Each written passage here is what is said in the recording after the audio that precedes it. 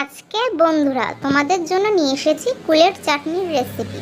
কুলের চাটনি দেখলেই ছোটবেলার কথা মনে পড়ে যায়।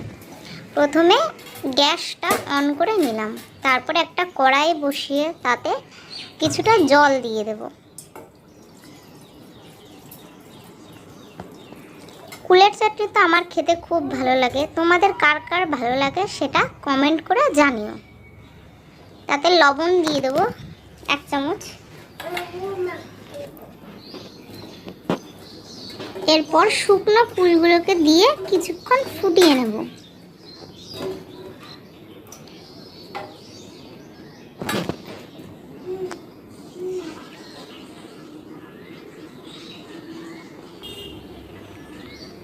এরকম ফুটে আসলে নামিয়ে নেব। তারপরে একটা শুকনো কড়াই বসিয়ে দিলাম। কড়াইটা হালকা গরম হয়ে আসলে তাতে সামান্য কিছু গোটা মশলা ভেজে নেব। দিয়ে দিলাম 2টো শুকনো লঙ্কা। শুকনো লঙ্কাটা হালকা লাল লাল হয়ে আসলেই দিয়ে দেব জিরে, ধনে, একটু মৌরি,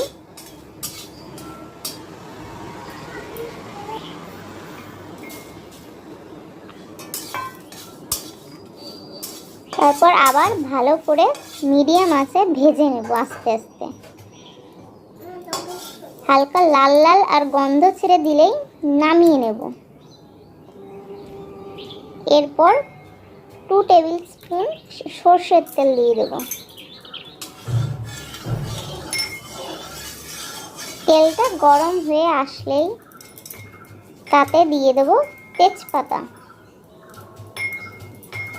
এরপর শুকনো লঙ্কা দিয়ে দেব। ভাজা ভাজা হয়ে আসলেই দিয়ে দেব 5 ফোড়ন।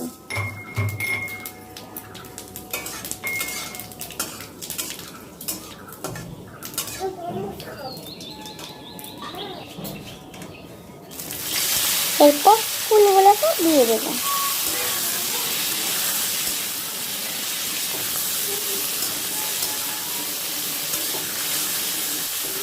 ভিডিওটা এডিট করতে করতে আমার গালে জল চলে আসলো রেসিপিটা দেখে। এরপর দিয়ে দেব লবণ। তারপরে দিয়ে দেব সামান্য একটু হলুদ।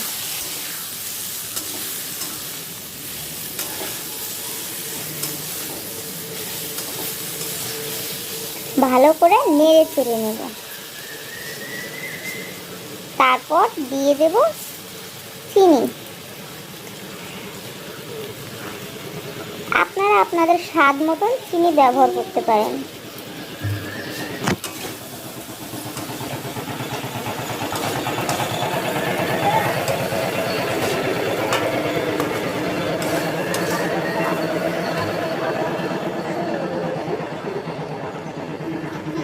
চিনিটা গলে আসলেই ভেজে রাখা গোটা মশলাগুলো গুঁড়ো করে দিয়ে দেব।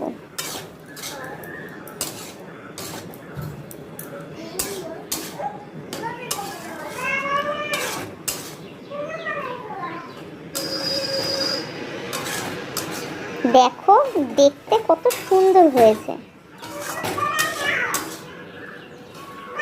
এইভাবে তোমরা একদম ইজিভাবে বাড়িতে তৈরি করে নিতে পারবে কুলের চাটনি। ভিডিওটি ভালো লাগলে তোমরা লাইক, কমেন্ট অ্যান্ড সাবস্ক্রাইব করে দিও টুইঙ্কেলস কিচেনে।